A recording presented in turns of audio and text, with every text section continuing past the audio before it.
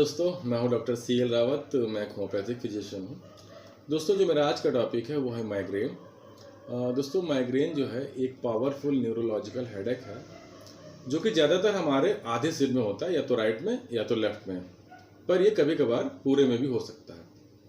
दोस्तों, इसीलिए इसे हम लोग अर्धकपारी सिर दर्द कहते हैं। दोस्तों, माइग्रेन जब पेन होता है तो ये इसके साथ अपने एसोसिएटेड सिम्टम्स भी होते हैं। इसको पहचानने का यही एक इसके एसोसिएटेड सिम्टम्स से आप इसे पहचान सकते हैं कि ये माइग्रेन का पेन है। जस्ट लाइक नोजिया या फिर वोमिटिंग, लाइट के प्रति सेंसिटिवनेस, नॉइस के प्रति सेंसिटिवनेस।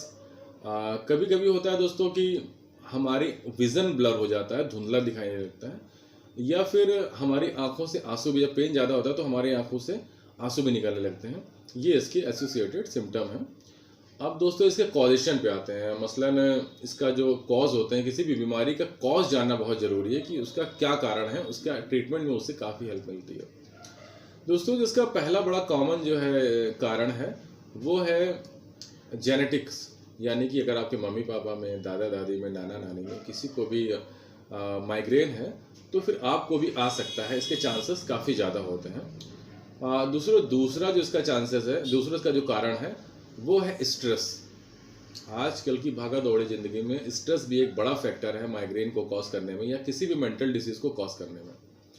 तो दोस्तों, फैमिली का स्ट्रेस भी हो सकता है, बिजनेस का भी स्ट्रेस हो सकता है, सर्विस का भी स्ट्रेस हो सकता है, या कोई ऐसा स्ट्रेस जो आपका परसिस्ट कर जाए ज़्यादा दिन तक। स्ट्रेस कोई आया, छोटे समय तक रहा, 2-4-10 दिन तक रहा, चला गया, तो वो आपकी बीमारी बनने नहीं देगा। लेकिन कोई स्ट्रेस आया और महीने भर तक आपका पीछा नहीं छोड़ रहा है, प्रोलॉन्ग स्ट्रेस जो होते हैं वो बीमारी कॉज कर देते हैं। अब दोस्तों, तीसरा जो इसका रीज़न है वो है स्लीप पैटर्न।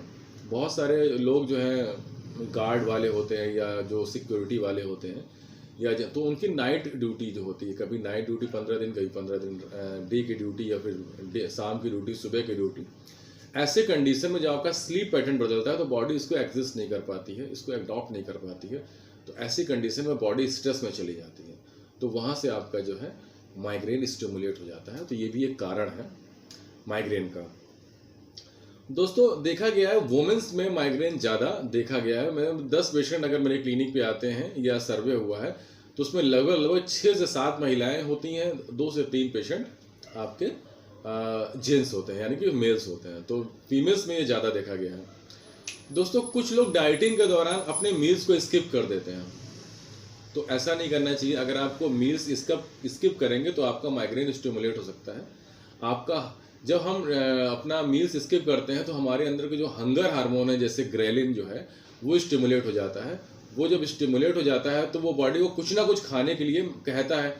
वो बॉडी तब स्ट्रेस में फिर चली जाती है, तो वहाँ से स्ट्रेस में सेरोटोनिन नाम का हार्मोन निकालती है, वो फिर जो है माइग्रेन को कॉज कर देता है। दोस्तों, वेदर की बात की जाए तो क्लाउडी वेदर में, स्टॉर्मी वेदर में भी माइग्रेन स्टिमुलेट हो जाता है। और दोस्तों, ये इसके कुछ रीज़न हैं। हार्मोनिकल चेंज में, टीनेजर्स में हार्मोनिकल जब चेंज होता है तभी आपको माइग्रेन का पेन स्टिमुलेट हो सकता है।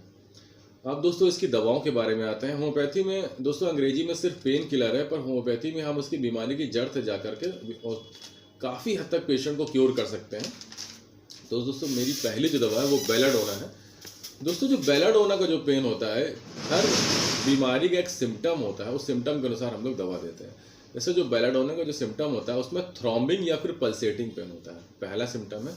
दूसरा इसका सिम्टम होता है जब हम, अगर पेन हो रहा है, अगर हम सर में किसी चीज़ को व्रैप कर लें, या सर को थोड़ा प्रेशर करके दबाएं, या सर को बिस्तर में तकिया के अंदर घुसेड़ लें, तो हमें आराम मिलता है। ऐसी कंडीशन में हमें आराम मिलता है।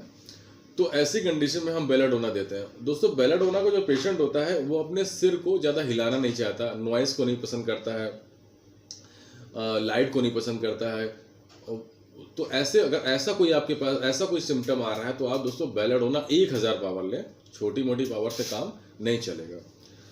अब दोस्तों, दूसरी इसकी दवा है वो है नेट्रम कार्ब। दोस्तों, नेट्रम कार्ब के पेशेंट की बड़ी खास विशेषता है कि जब धूप में जगड़ जाता है, ये कहीं ये गर्म भट्टी के पास काम कर रहा है, या किसी दिन में कहीं धूप उसको सूरज के नीचे बिल्कुल आ गया है, तो ऐसी कंडीशन में उसको बहुत सीवियर पेन होता है। दोस्तों, इसका भी जो पेन होता है दोस्तों, इसमें पेन में जब धूप में जाता है, जब उसका पेन होता है तो साथ में उसको चक्कर भी आते हैं।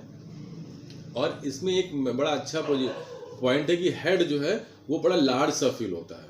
तो ऐसी कंडीशन आपको लगे तो आप ले सकते हैं नेट्रम कार्ब 30 या 200। इसमें हाई पोटेंसी हम लोग नहीं देते, कुछ डॉक्टर्स ने बोला है इसे, हमारे जो पायनियर्स डॉक्टर हैं, तो कि लो पोटेंसी से ज़्यादा फायदा करती है। दोस्तों एक अगली दवा जो मेरी बड़ी अच्छी दवा है वो है स्पाइजेलिया।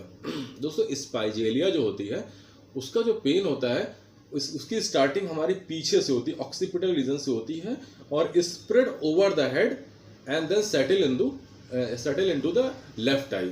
ये पेन ऐसा होता है कि पीछे से शुरू होता है, ऊपर आके फैलता है और लेफ्ट आई में आके सेटल हो जाता है। दोस्तों अगर ऐसा कोई आपका दर्द है और जब ये इस लेफ्ट आई में आएगा तो ये आपके टेम्पोरल में पेन करेगा, यहाँ तक कि ये नीचे चीक्स तक पेन इसका आ जाएगा। इतना सीवियर पेन होता है, आपको आंखों से ब्लर दिखाई देगा, आंखों से आंसू निकलने लगेंगे, ऐसी कंडीशन है।